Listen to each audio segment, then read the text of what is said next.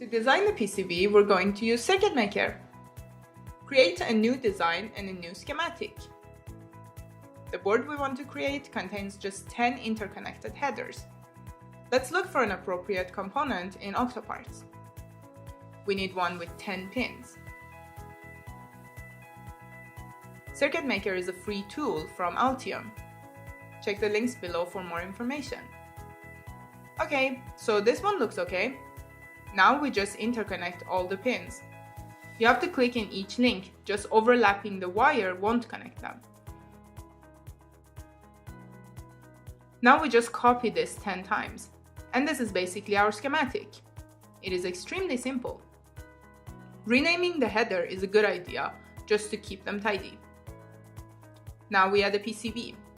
We import the parts from the schematic. We want all the changes. I'm going to set the snapping to millimeter to resize the board. Our board is 75 mm wide and 27 mm high. I'm using the origin point as a reference for the size. The labels here are going to be visible, so it's a good idea to rename them.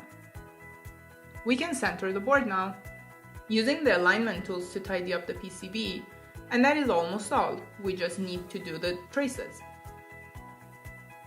Auto routing will do a good job this time because our design is very basic.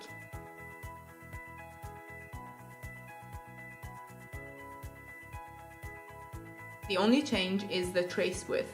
We want thick 1 mm ones. Done! It will look like this once produced. In the next episode, we're going to get the Gerber files and send it to production. Let's just save and commit everything. Thanks for watching.